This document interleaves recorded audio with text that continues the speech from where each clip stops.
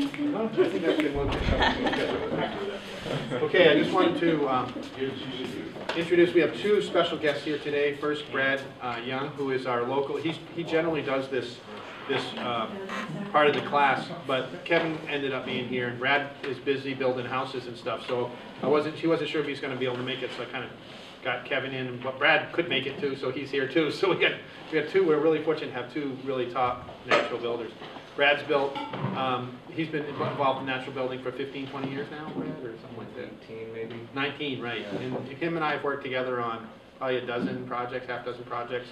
He's built every natural building project that's lasted more than a year or two after it was built. Brad's had something to do with it here in town, the Eco Village, all kinds of things.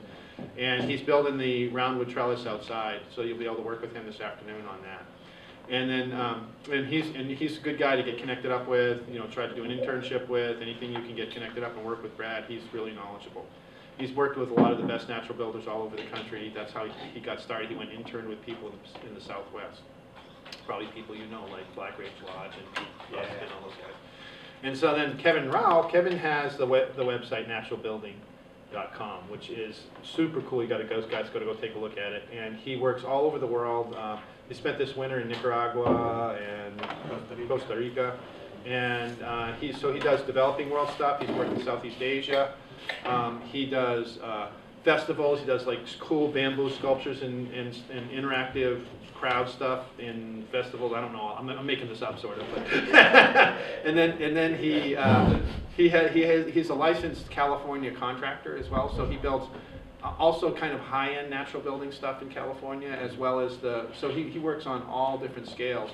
And this is his his full-time career. And he happens to have a girlfriend here in Fairfield, and so he just kind of showed up. And we've been trying to figure out how to integrate him in with all of our busy schedules. And we're hoping he may even be with us for a week in the building course. So that hasn't been completely. We're working on it. We're hoping we're romancing the idea. Yeah. So I'll shut up and let's welcome Kevin.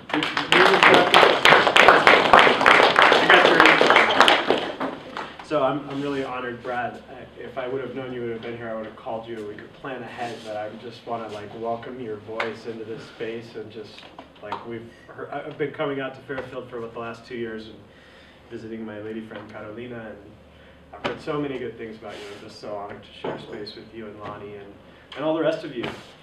Thank you so much. It's been really fun getting to know the community in Fairfield as I'm here, and I'm really honored to be able to share a little bit of my passion and love, which is natural building.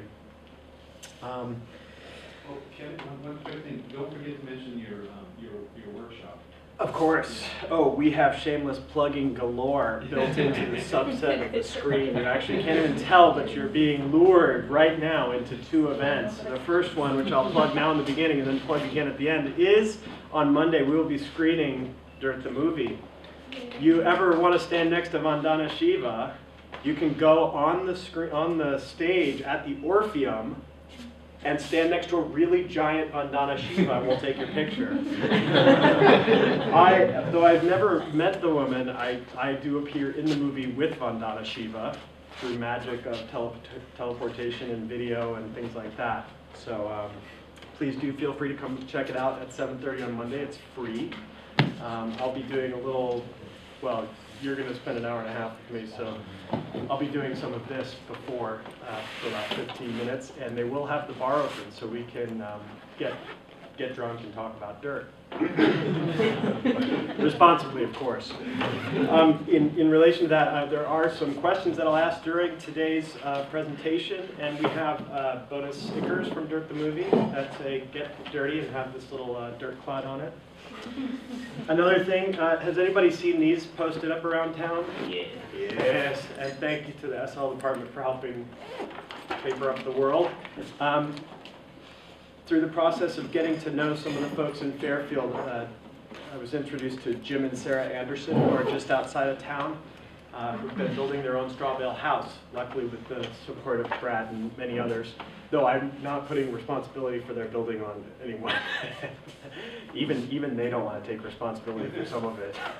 It's a really amazing structure, though. In all honesty, these guys have basically been TM instructors for most of their lives. They decided that they wanted to build their own house and that they wanted to do it with the Stapacheve design style. And so for me, it's a first. I don't know of other straw bale Stapacheve designed houses. And I've been visiting them for the last couple months and been really impressed with their ability to quickly learn what they need and then execute it. And lose thought, ask for help, and then implement. And so through the process of becoming friends, we decided we would do an earth plaster workshop, which we're offering. We did make it a respectable fee. I feel like this is the least expensive workshop I've ever offered, and I'm really honored to do it because of this department and the community of Fairfield. And so if you are interested, please do register online. You can go to plasterworkshop.com or any of those, and it'll click you forward. It's filling up quick, so do it soon. We will lock out at 25 people. It's quite inexpensive for what you're getting. So, you know, $25 a day for a workshop like this, you know, students, you might think that's ridiculously expensive, but, you know, you'd pay $500 for a 2-day built workshop with Kevin. Yeah, absolutely. It's really fun for me though too, and you also get exposure to Sarah and Jim, who are really incredible human beings. Like just like so much fun to be around, and I think we're gonna have a good time. We will be recording that also. That workshop will be recorded. We have there will be a person behind that camera. We'll be having a recording go on for our new educational website, which is naturalbuildingworkshop.com. So you'll be able to take online courses about natural building. Without further ado, what I'm really here for is to talk about and introduce you to natural building as I know it, and learn a little bit about what you know about it. So what I'd like to do is get to know each other a little bit. So my name's Kevin Rowell. I started the Natural Builders in 2004 and officially launched the business with a license in 2005. I've been working with natural building since 1997. My entire adult life, if I am an adult yet, has been playing with natural materials and agriculture around the world.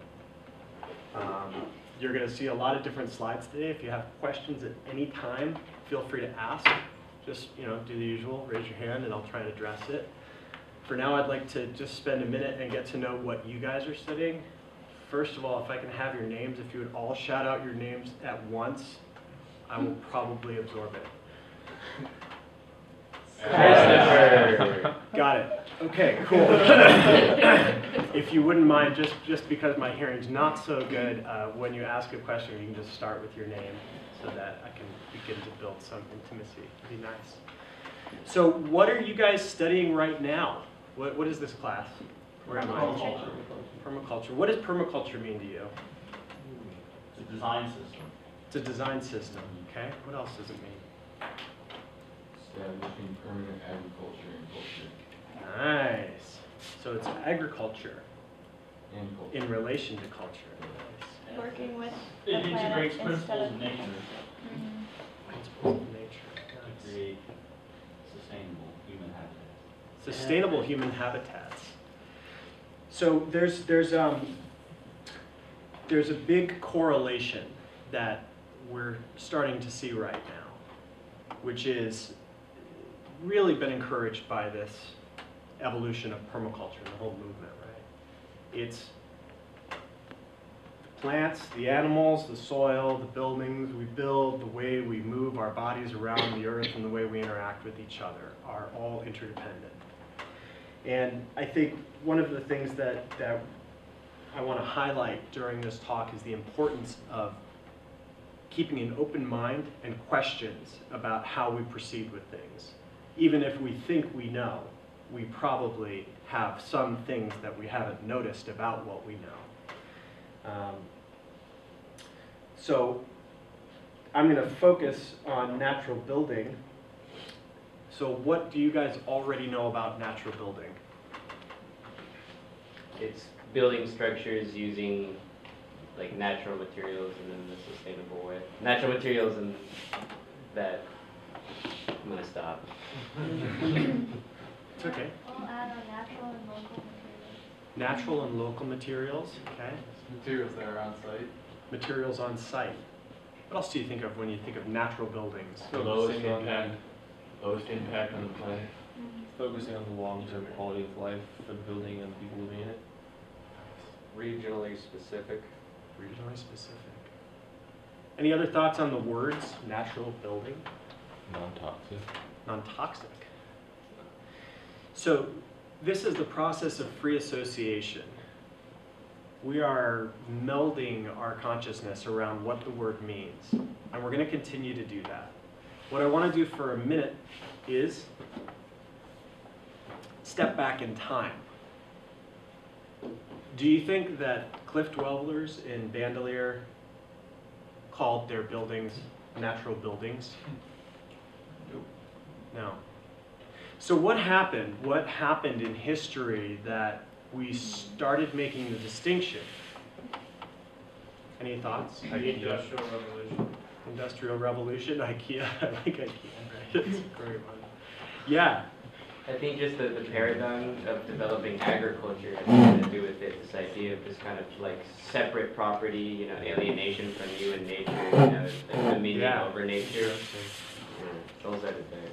This idea that everyone gets their own space rather than being in a space together. Yeah. Yeah, I pretty much always blame agriculture too. Yeah. For everything. Yep. I give a lecture on globalization and the effects of all these disasters and environments, and in that one I literally just kind of like rag on agriculture as a tool of manipulation. Right. We can save that for a more political dialogue, or our guest here can address it directly. So people have been building with this stuff for thousands of years, and yet somehow we came up yesterday or 20 or 30 years ago with this concept of natural building. Like, we're going to invent this thing where we build with natural materials, and ever since then, we've been trying. You know, we've invented words like straw bale, and you know, we've reclaimed words like adobe. Adobe, coming from a Middle Eastern word, was pretty much the first attempt at IKEA, in my opinion, because they took earth where they'd already been building with earth, and they started making a block, and they created little instructional videos on how to put the blocks together into a building. They created the first rules. Maharishi law was literally a law of direct response. So if something happened, you were responsible for it. In the building world, there were the first building codes. Maharishi's laws were, you know, about 7 lines that basically said if you build a building and it kills someone else's son, they get to kill your son. I'm glad that our building codes have evolved a little bit from then, but our understanding of building materials and the effect that building materials have on the environment is still very nascent. Hammurabi had his choice now. He would probably also put in there a caveat about the destruction of the planet. So, in some cases, natural buildings are permanent structures. In some cases, natural buildings are temporary structures. This is an example of a Northern California tribe's moderately mobile use of space and time, using tule reeds to create shaded environments on their migratory paths as they go back and forth into the hills and out to the ocean, between fishing and collecting acorns from the oak trees. There's also natural building. In many parts of the world, we still see a lot of natural building, this wonderful stuff, this original green building. This village in northern Laos is a good example of a formerly migratory community. The Hmong came from northern China about 300 years ago and started moving south into Laos, Thailand, Cambodia, probably over through Pakistan, India, you know, the whole, basically they tried to get away from China because they were persecuted. And they continued to move around till about I don't know, about 30 years ago, migratory patterns really started to become locked down as nation states decided that they didn't want ethnic tribal groups continuing with migration because of land ownership and because of, wanting to acquire the most suitable land. So this is a recently settled tribe. This was in 2012. They had been forcibly settled into this community about a year and a half, 2 years before I took this picture. And I had lived in Laos for many years in the early 2000s. This village wasn't there, didn't exist.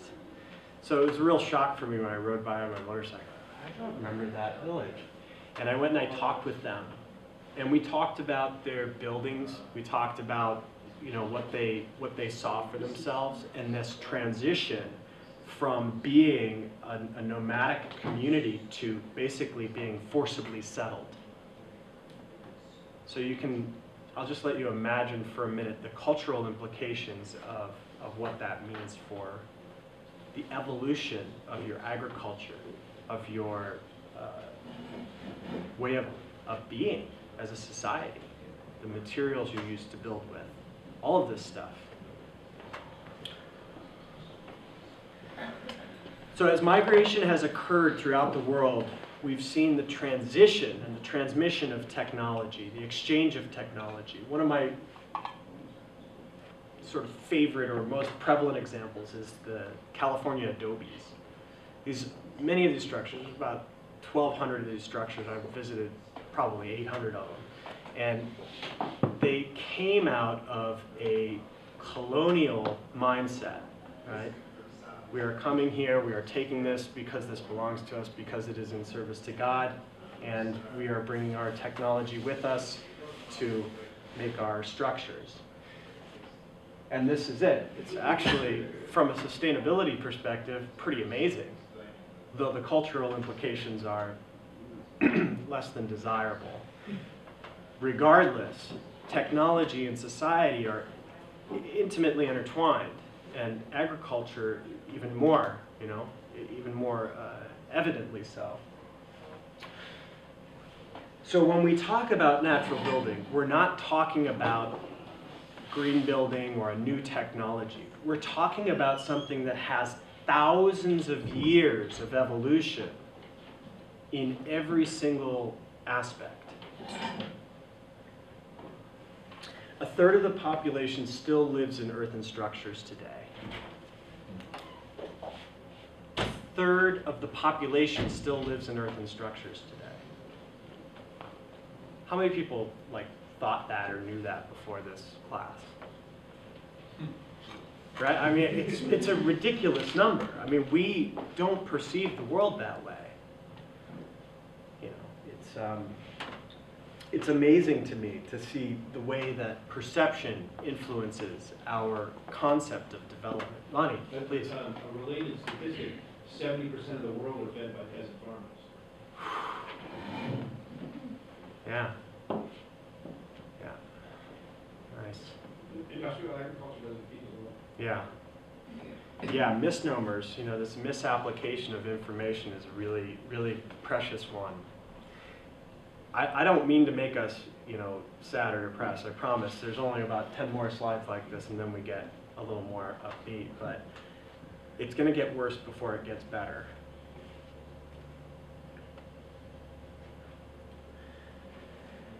The United Nations, about 2 weeks ago, released a report.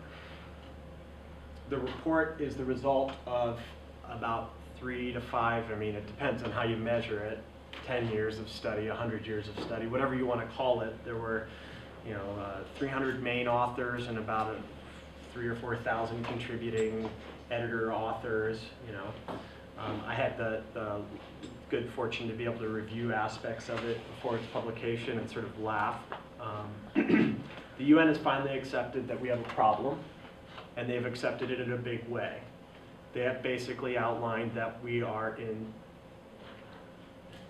we're in deep shit.